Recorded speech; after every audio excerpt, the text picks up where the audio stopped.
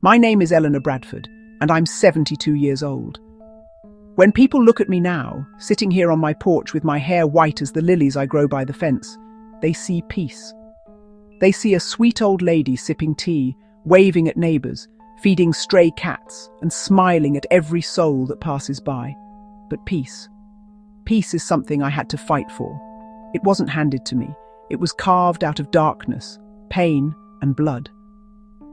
I live in Millfield, Kentucky, a quiet little town with one grocery store, one post office, and one church whose bells still ring every evening at 6.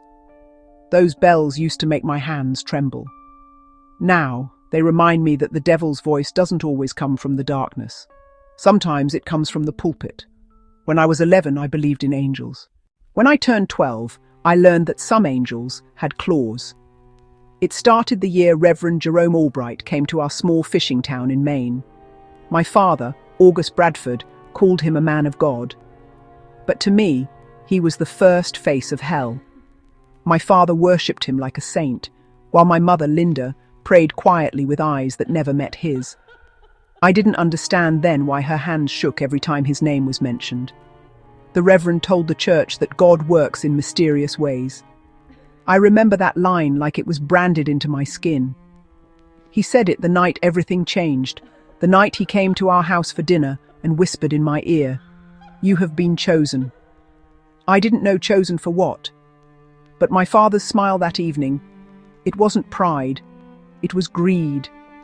The way he clasped the Reverend's hand, the way he said thank you in that low, trembling voice. It was as though he'd just made a deal with heaven itself. I didn't realize it then, but I had become the offering. For years I've tried to bury that truth. I built walls inside my mind, locked the memories in a dark corner, and threw away the key. But trauma has a cruel way of echoing, even when you've grown old and grey. It whispers through cracks in your peace, through the church bells in the distance, through the scent of incense that drifts too close. Some nights, I still dream of his breath, hot, foul, and whispering that same line in my ear. God works in mysterious ways. People ask me why I tell my story now after all these years. The answer is simple. Because monsters hide best when the world forgets they exist. And because somewhere, a little girl might be living the same nightmare I did, believing that silence keeps her safe. No, my dear. Silence only feeds the devil. I was 12 when I first entered that parsonage. 14 when I realized my father had sold me for favors. 15 when I discovered I was carrying something I never asked for. And 16 when the devil finally met the end of my hand. Yes, I killed him. But that's not where the story ends, because sin doesn't die easily. It lingers, like smoke after the fire. That night, I sent the devil back to hell, but I didn't know he'd left a piece of himself behind, and that piece would come back to find me 50 years later. I was born in 1953, in a coastal town called Greyhaven, Maine, a place so small that everyone knew the name of every fishing boat that ever left its harbour. My father, August Bradford, was a carpenter, the kind who built boats that could slice through stormy seas and still come home shining like new. My father, August Bradford, was tall, broad, with hands like oak, and a voice that carried command. My mother, Linda, was soft-spoken and pale, like the sea foam that clung to the rocks at dawn. We were poor, but we had decency, or at least that's what I believed before I learned what kind of man my father really was. He was a man of deep faith, too deep. Every wall in our small wooden house was hung with crosses, portraits of saints, and framed Bible verses. He said they kept evil away, but I often wondered if he wasn't trying to keep something inside. Every Sunday, we walked to St. Mercy's Baptist Church, where the pews creaked like tired bones and the hymns echoed through wooden walls. That was where Reverend Jerome Albright came into our lives. He was new in town, tall, with a voice like honeyed thunder. His words could make grown men weep and children tremble with awe. People said he'd been sent by God himself to save our sinful souls. But I remember his eyes most, too bright, too fixed, like they were always searching for something to own. The first time he laid eyes on me, I was in my Sunday dress, blue with white lace my mama had hand-stitched. After the service, he approached our family, smiling that too perfect smile. "You must be little Eleanor," he said, bending down to meet my eyes. "God has placed a light inside you. I can see it." My father looked at him like he'd just received a blessing from the heavens. My mother looked down, wringing her apron. I didn't understand what the Reverend meant by light, but I understood my father's pride. He puffed his chest like a man whose worth had just been confirmed. From that day, things began to change. The Reverend started visiting often. At first, it was just for prayer meetings, then for dinners. He'd bring gifts, small silver crosses, ribbons for my hair, sometimes even sweets I'd never tasted before. My father saw these as divine favors. "You see, Linda," he'd say, slapping the table, "the Lord rewards the faithful." Mama would just nod quietly, her eyes dim, like the light in her had already gone out years ago. One evening, after a long dinner, the Reverend asked to speak with my father alone on the porch. Their voices were low, the kind men use when they don't want the women to understand. But I crept close to the window, my heart beating in my ears. "She's special," Reverend Jerome said. "She has the makings of a servant of God. I could guide her, teach her. It would be an honor to take her under my wing." My father hesitated. "You really think she's chosen?" "Without a doubt, but it requires commitment, discipline, obedience." A pause. Then the Reverend added, "And sacrifice." My father was silent for a long time before answering. "If it's God's will, then so be it." That night, I couldn't sleep. I didn't understand all the words, but sacrifice echoed in my head like a curse. I stared at the ceiling, listening to the wind scrape against the wooden boards, wondering what I had to do with God's will. The next morning, Papa announced at breakfast, "Eleanor, you've been chosen to help Reverend Albright at the parsonage after school. It's a great honor." Mama froze. A spoon clattered against her plate. "The parsonage," she whispered.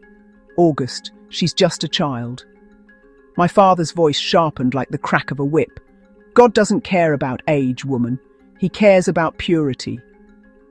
And that was the end of it. From that day on, I walked the narrow dirt road to the parsonage 3 times a week. It sat behind the church, whitewashed walls, green shutters, flowers at the front that looked too alive for such a cold place. Inside, it smelled of incense, wood polish, and something else, something sour, hidden beneath the sanctity. At first, he was kind. He asked me to help dust the shelves, polish the silver, arrange hymnals. "You're doing God's work," he'd say with a soft smile.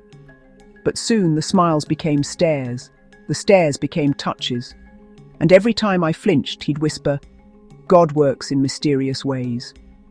I didn't understand what those words truly meant until much later, but even then I could feel something dark creeping into me, like a fog that no prayer could clear. At home, my father was happier than ever. There was more food on the table, new clothes, even a new saw for his workshop. "The Reverend's been a blessing," he said proudly. "You see, Eleanor, faith always pays off." But my mother stopped singing. She moved around the house like a ghost, her hands trembling when she brushed my hair. One evening, she pulled me close and whispered, "If something ever doesn't feel right, you run, do you hear me? You run." I wanted to ask why, but before I could, my father walked in and Mama fell silent again. That silence would become her prison, and mine. It would take me years to understand the price my father had paid for his blessing. He didn't just sell his soul, he sold me. And by the time I realized it, it was already too late. The night the Reverend came for me is burned into my memory like a brand that never faded. I was standing in front of my mirror, brushing my hair with the wooden comb my mother had given me. Outside, the wind howled like it was warning me, whispering through the cracks of our small wooden house. My mother had cooked stew that evening. I remember, because the smell of it, onions and lamb, still makes my stomach turn. My father was pacing near the window, glancing at the clock every few minutes, muttering something about God's timing. His Bible sat open on the table, but he wasn't reading it. He was rehearsing. When the Reverend knocked, the room fell silent. Even the wind stopped. I remember my mother's hand brushing mine as she passed behind me. It was cold, trembling. She whispered something I didn't understand then. "Forgive me, my dove," and walked into the kitchen. The Reverend stepped in, his black coat dripping with rain, his smile too wide. He carried a box under his arm. Inside were white lace gloves and a small silver cross. He said they were gifts from God. I was 12. I believed him. He told my father, "The Lord has spoken to me. Eleanor has been chosen for purification. It must be tonight." My father nodded. My mother sobbed quietly behind the door. And me? I didn't know what purification meant. I thought it was a ceremony, something holy, something good. The Reverend led me to the church alone. The candles flickered, and the pews creaked like they knew what was about to happen. I remember asking him why my parents couldn't come. He smiled and said, "Because God needs witnesses, not distractions." He took my hand, placed it on the altar and whispered, "Repeat after me." I remember the words, though I wish I didn't. "I offer my innocence for the cleansing of sin." I said it, because I didn't know I was trading my soul. That night, innocence died on a church floor while angels turned away. The next morning, my mother's eyes were swollen. She didn't ask what happened. She just held me and whispered again, "Forgive me." My father didn't look at me for 3 days. When he finally did, he said, "The Reverend is pleased. That means God is pleased." I stopped believing in God that day. But the Reverend, he didn't stop. He came again and again, always with gifts, always saying God demanded more. My father stood aside, watching, never intervening. Sometimes he'd mutter, "It's for our salvation." One night, I found my mother kneeling by the fireplace holding the silver cross he'd given me. She tried to throw it into the fire. My father caught her and hit her so hard she couldn't speak for 2 days. That was the night I began to plan. At 14, I learned that monsters can't be prayed away. They have to be stopped, and sometimes the only way to stop evil is to become something darker than it. So I started hiding things, a kitchen knife under my mattress, matches in a tin box behind the wood stove. I didn't know when or how, but I knew one day I'd make it end. She's with child. And that day came 2 years later, when I heard the Reverend whisper to my father that I was with child. He called it a gift from heaven. I called it the moment I stopped being afraid, because that night I swore that before dawn, heaven would have one less devil walking its earth. I remember the night I decided to kill him. It wasn't with rage, it wasn't even with fear. It was with a kind of calm I had never known before. The kind of calm that comes when you've cried every tear there is to cry, when the pain has hollowed you out so completely that there's nothing left but silence. It was autumn. The air smelled of damp leaves and smoke from nearby hearths. The Reverend had come again, this time under the pretense of anointing me before Sunday service. My father waited by the door like a loyal dog. My mother was locked in her room. He'd beaten her the night before for speaking out. But something had changed in me. I wasn't 12 anymore. I was 16. And inside me, the child of the man who called himself a messenger of God grew like a curse. I told him to wait in the chapel. I said I wanted to confess before he touched me again. He smiled, oh how he smiled, and said, "Good girl, the Lord loves the obedient." That was the last smile he ever gave. The church was dark except for the candles on the altar. I remember each flame swaying like it knew what was coming. I'd soaked the pews that morning with lamp oil. It had taken me weeks to collect it, stealing a little here, a little there, pretending to clean the lanterns. I had hidden the matches in my dress pocket. When I knelt at the altar, pretending to pray, I looked at him and said, "Do you believe God forgives everyone, Reverend?" He laughed softly. "Of course, child. Even the wicked if they repent." And then I whispered, "Then may he forgive me for what I'm about to do." He didn't understand. Not until he smelled the oil, not until I struck the match. The flame bloomed bright and alive, leaping from pew to pew like it had been waiting for this moment all along. The Reverend's face twisted, not in fear but in disbelief. He lunged toward me, shouting words that sounded holy but were drenched in sin. I threw the lantern. Glass shattered, fire exploded, and the house of God became the mouth of hell. I can still hear him screaming, his voice swallowed by the roar of the flames. I remember the crucifix above the altar melting and falling, crashing down beside him. He reached for it as if it could save him, but it burned his hand instead. I didn't watch him die. I turned and walked out into the cold night air, the fire lighting the sky behind me. My father found me standing in the yard, my dress singed, my hair full of ash. He looked at me, really looked at me, for the first time in years. And in his eyes I saw something close to fear. "What have you done?" he whispered. I told him the truth. "I killed your God." He slapped me so hard my head snapped to the side, but I didn't feel it. I was empty, hollow, freed. The sheriff found what was left of the Reverend the next morning. They called it an accident, an old oil lamp tipping over during prayer. My father swore to it. My mother stayed silent. But I knew he didn't believe his own lie. He couldn't. Because that night, when the house was quiet and my parents thought I was asleep, I heard my father whisper to my mother, "She's cursed." Maybe I was. But curses, I learned, can protect just as much as they can destroy. 3 months later, I lost the baby. I buried it myself under the oak tree behind the church ruins. No name, no cross, just a small stone. And from that day on, I vowed I would never set foot in a church again. But the funny thing about evil is that it doesn't die in flames. It hides. It waits. And 50 years later, it came knocking on my door again, wearing a familiar smile.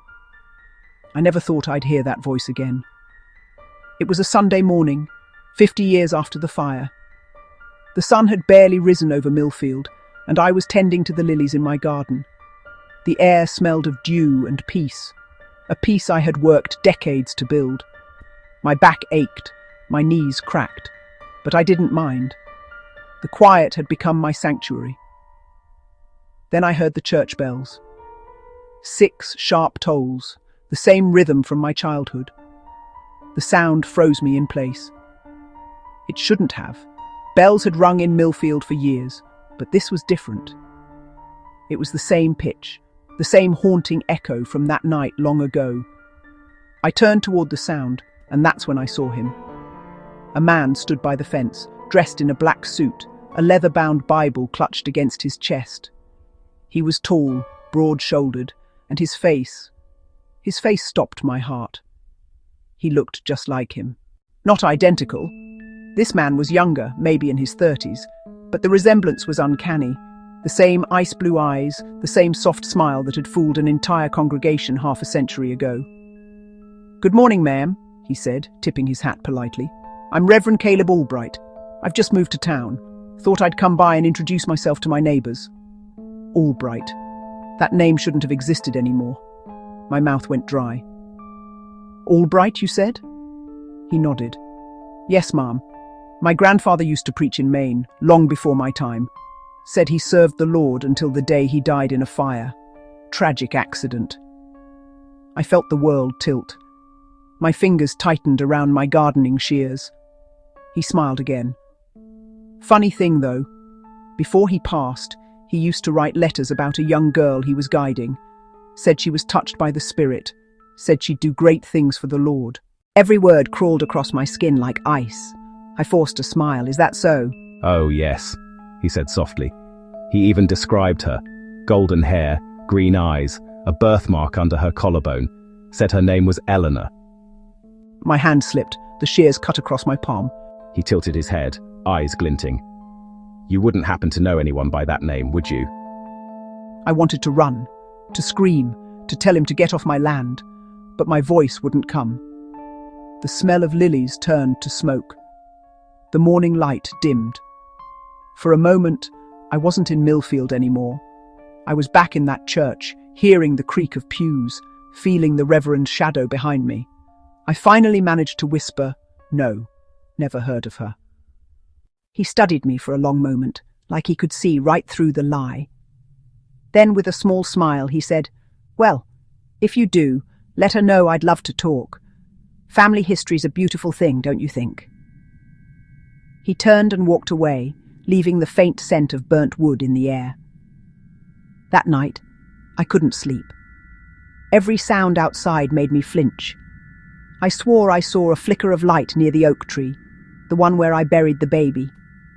When I went to check, there was nothing, just the wind whispering through the branches. But then I saw it, etched into the bark, a cross, freshly carved, and beneath it, the words, "God works in mysterious ways." I fell to my knees. My breath came out in shallow gasps. It wasn't possible. The Reverend was dead. I'd watched his church burn. I'd watched him burn. But maybe the devil doesn't die in fire. Maybe he just finds new flesh. The next morning, the church bells rang again, 6 sharp tolls. And from my window, I saw Reverend Caleb standing by the church steps, staring straight at my house. He smiled and lifted his hand in a slow, knowing wave. And that's when I realized the past hadn't come back to haunt me. It had come to finish what it started. Sunday arrived like any other, but I knew it would be the day everything changed. The sky was heavy with clouds, the wind sharp and restless, as if nature itself sensed the storm I was about to unleash. I dressed carefully, not in mourning, not in defiance, but in a cloak of innocence that no one would suspect. The church pews were already filling with the familiar faces of Millfield, neighbours, families, lifelong friends, unaware of the dark history seeping through the walls. The Reverend stood at the altar, tall, imposing, preaching in his booming voice about salvation, sin, and the rewards of faith. I watched him closely, noting the small tremors in his hands, the twitch of his eye whenever I glanced his way. Fear was there, hidden beneath the mask of piety, and I savoured it quietly. When the sermon reached its climax, he instructed the congregation to kneel and bow their heads. I stayed standing, heart calm, mind sharp. I clutched the small vial I'd hidden in my purse, an innocuous-looking glass bottle filled with a mixture I had prepared, ink from my own notebook, mixed with herbs from old Mrs. Ellis's remedies. It was harmless physically, but symbolically it was potent, a mark of truth, a seal of justice that would reveal secrets. As he called upon me to read a passage from the Bible, I stepped forward. Everyone turned to watch. The obedient girl, the faithful child of the church.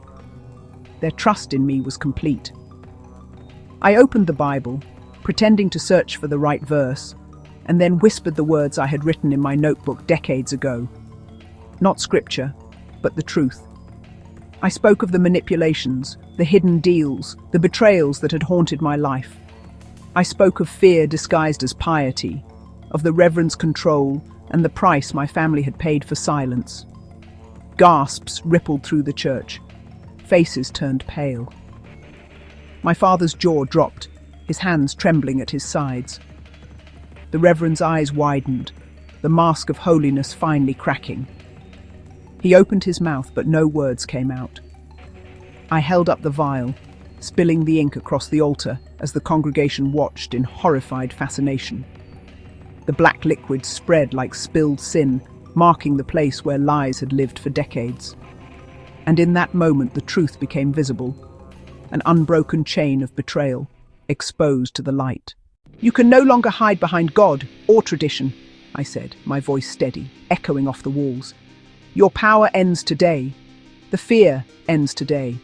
And the devil you called into our lives returns where he belongs." The Reverend fell to his knees, the room silent except for the heavy breaths of the congregation. My father crumpled into a chair, shame and terror etched across his face. For the first time, I felt the weight of the years lift from my shoulders. Outside, a sudden gust of wind rattled the windows. The storm that had been building all morning broke, rain slamming against the church like the applause of justice itself. I didn't know if either of them would survive what came next, but I did know this. The power had shifted. The chains of my past were broken. My voice, once silenced by fear and betrayal, had become the instrument of truth. And it was stronger than any prayer or sermon ever could be. As the congregation watched, the Reverend and my father both fled the church in disgrace, their shadows swallowed by the rain.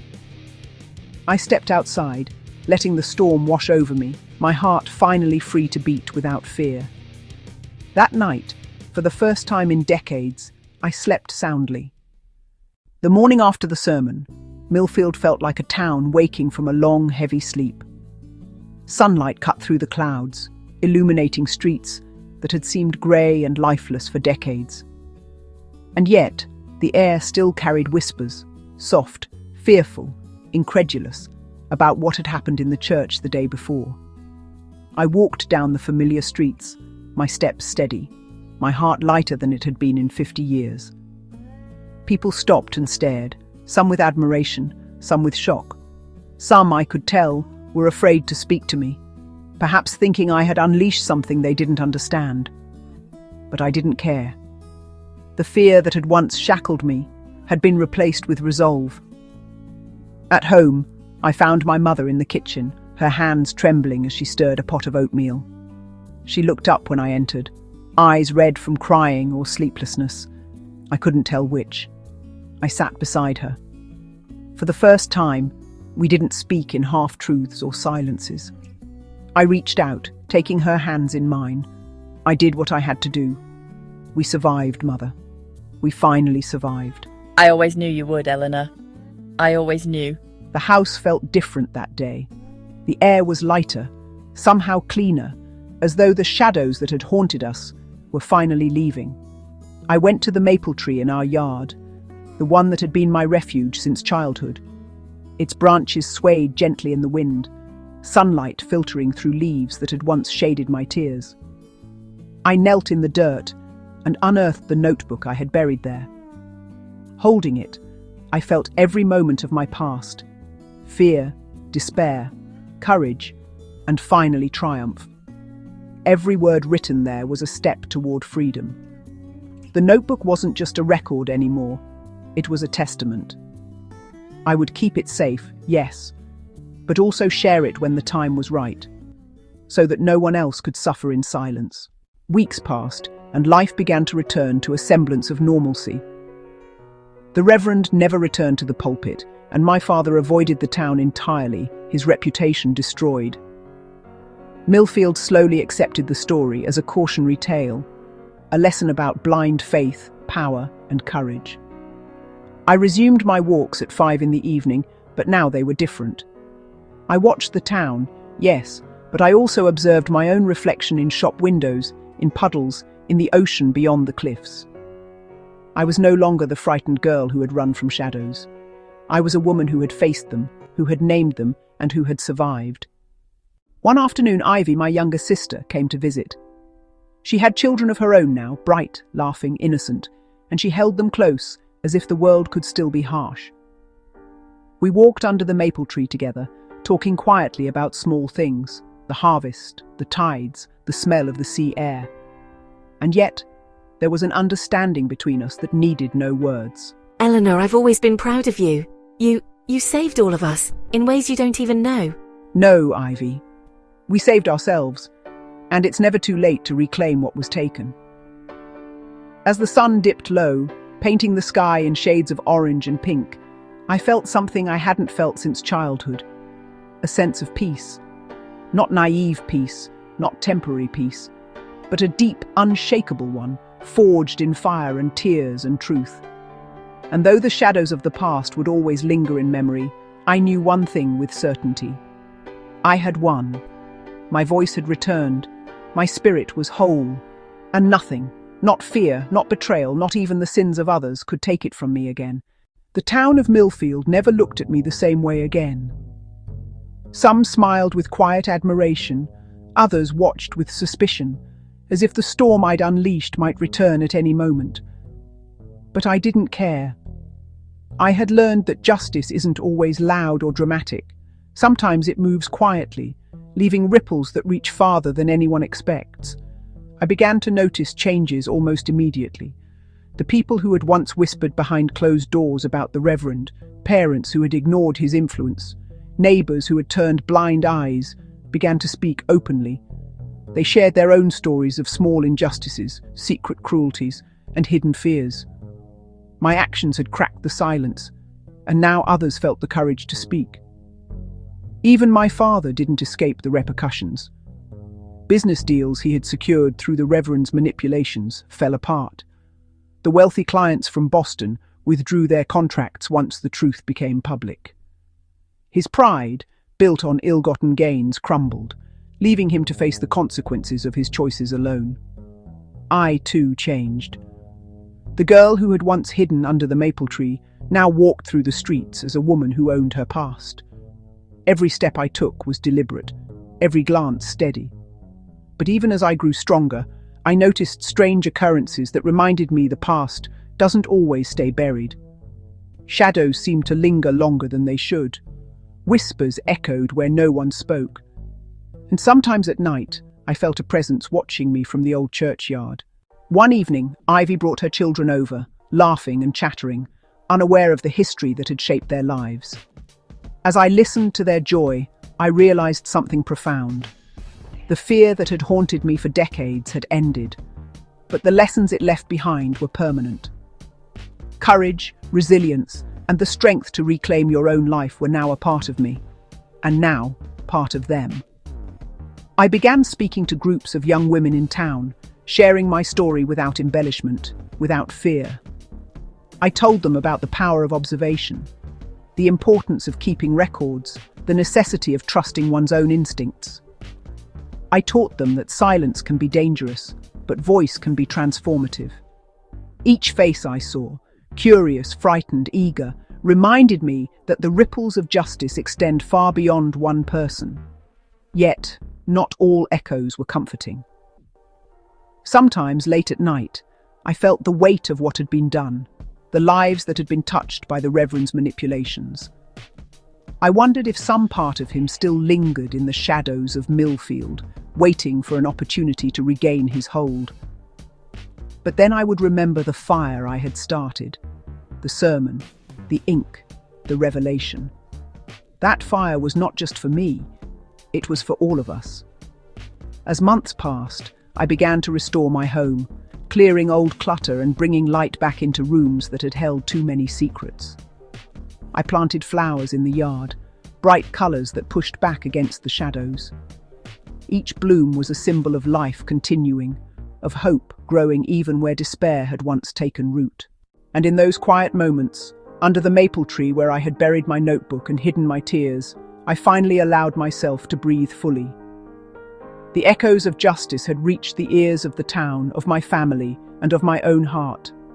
I realized finally that survival was not the end. Survival was the beginning of reclaiming everything that had been taken, the childhood stolen, the innocence shattered, the power stripped away. Justice was not always swift, not always obvious, but it was real. And it could be felt in the calm after the storm, in the soft laughter of children, and in the steady beat of a heart finally free. Life after the sermon felt like stepping into sunlight after decades of storm. I had survived the darkness, and now every ordinary moment seemed miraculous. The streets of Millfield, once familiar in a grey, cautious way, now appeared vivid and alive. Children laughed freely, neighbours greeted each other without suspicion, and even the waves on the shore seemed to sparkle in approval. I began receiving unexpected gestures of gratitude. Mrs. Ellis, the herbalist who had helped me understand what had happened to me, brought over baskets of dried herbs, fresh bread, and letters from young women who had been inspired by my story. People I had only exchanged polite greetings with now invited me into their homes, asking for advice, or simply sharing a warm cup of tea. Slowly, I realized the town had embraced me, not just as Eleanor Bradford, the girl who had suffered, but as Eleanor Bradford, the woman who had transformed pain into courage. Even my family began to heal. My mother, who had lived in fear for decades, smiled more easily, her shoulders less burdened. Walter, my older brother, returned from Boston with a determination to help rebuild our family's reputation in honest ways.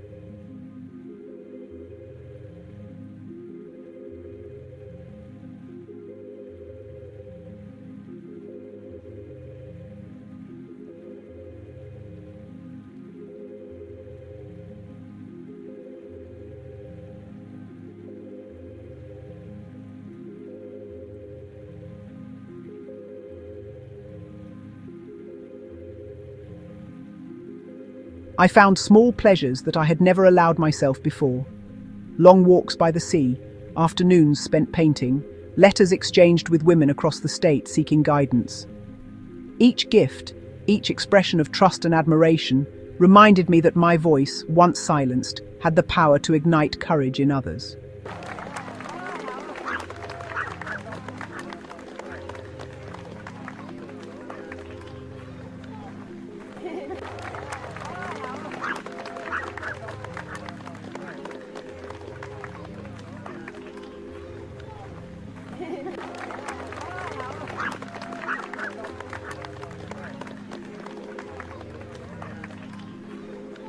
I spoke simply, honestly, about resilience, about reclaiming life, and about the quiet strength that comes from refusing to let fear define you.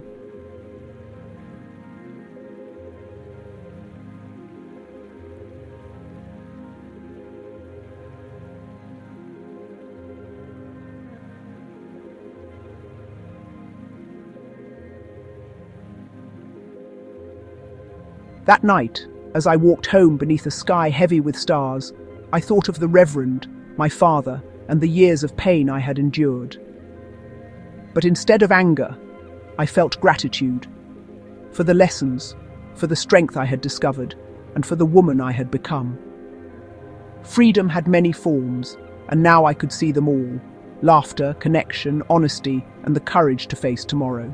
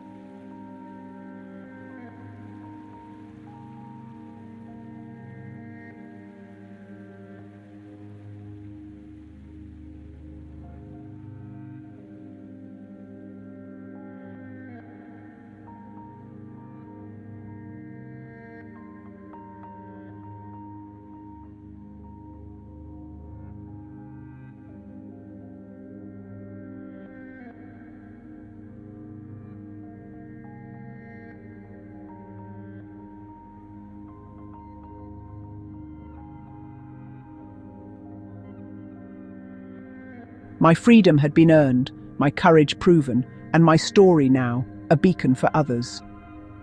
Spring came to Millfield with a gentle insistence, brushing the streets with green and painting the town in colours I hadn't noticed in years. It was a reminder that life always returns, that even after the darkest winters, there is growth, renewal, and hope. I embraced this season with a quiet determination. If I had survived the shadows of my past, I could help plant a future that would prevent others from ever walking the path I had endured.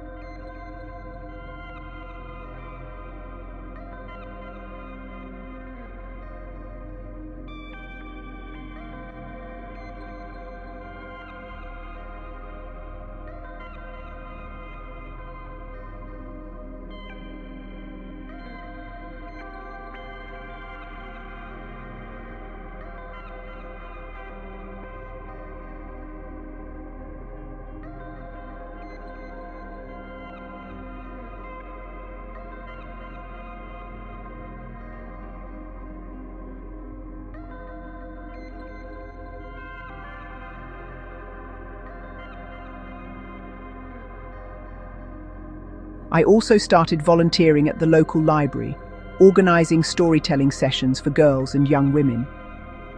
I shared lessons not of fear, but of empowerment.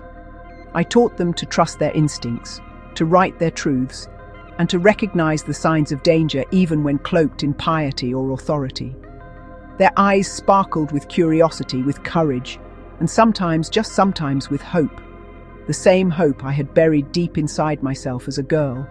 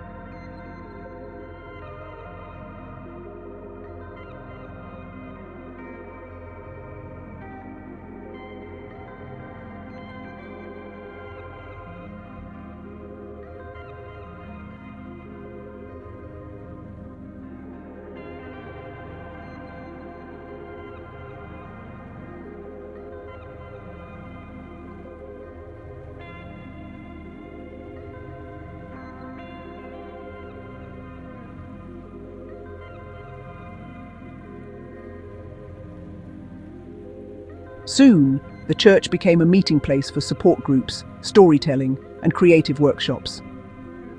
What had once been a house of fear became a haven of healing, and every brick, every beam, whispered a story of survival. And yet, even as I embraced this new life, I could feel the lingering echoes of my past. The Reverend's shadow, though diminished, still haunted corners of memory. Sometimes, in the quiet of night, I dreamed of those dark days, the threats, the control, the betrayal. But each time, I woke to sunlight, to the laughter of children, to flowers pushing through the soil I had planted. Each morning, the past lost a little more of its power, and my life gained more room for freedom, love, and joy. The seeds I planted were not only in the soil, they were in hearts, minds, and stories. And as they grew, I realized something profound. Survival was not the end. Teaching, sharing, and helping others find their courage was the true inheritance of my pain.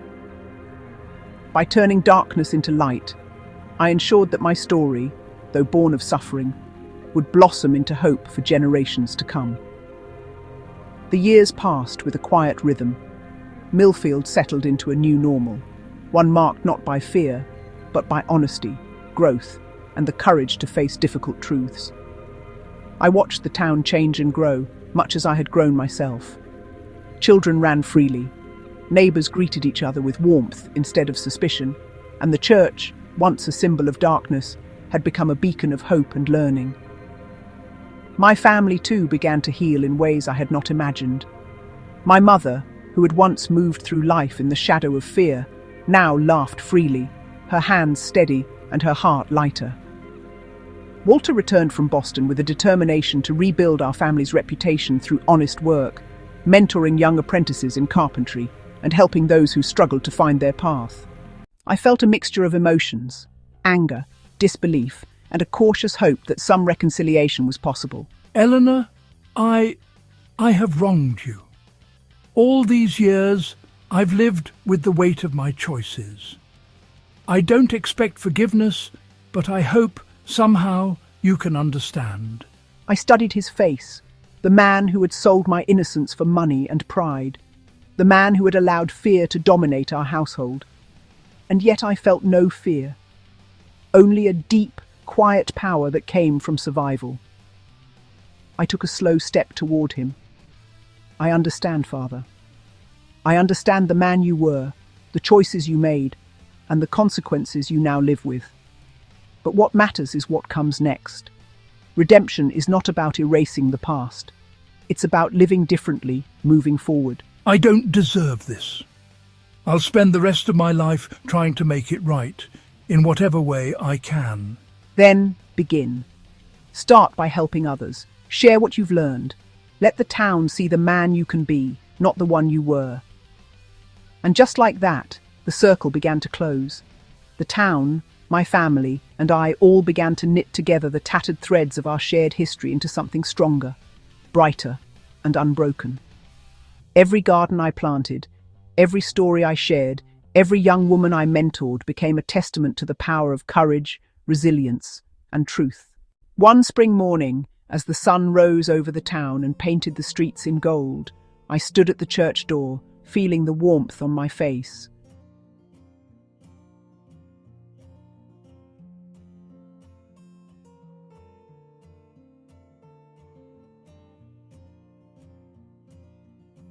I held the silver locket close to my heart, the one that said, "The brave inherit the light."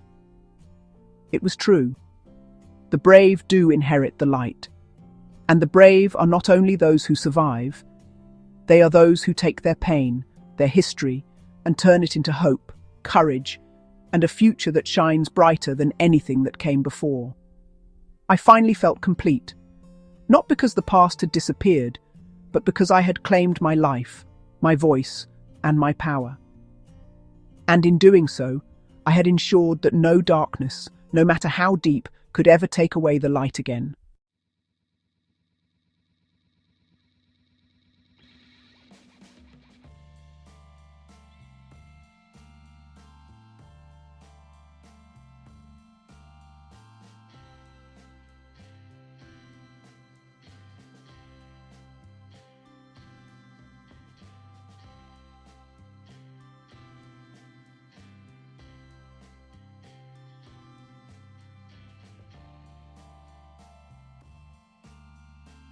I, Eleanor Bradford, now 72, stood at the edge of the square, breathing in a freedom that had been earned through decades of struggle, pain, and courage.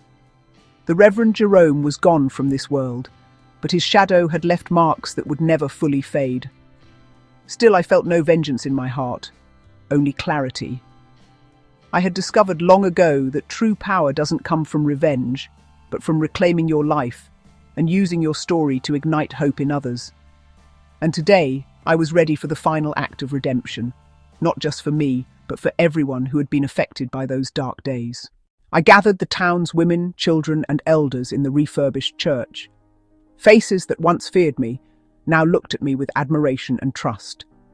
I told my story again, this time not just as Eleanor Bradford, the survivor, but as a mentor, a guide, and a witness. Every word was deliberate, every pause charged with the weight of truth.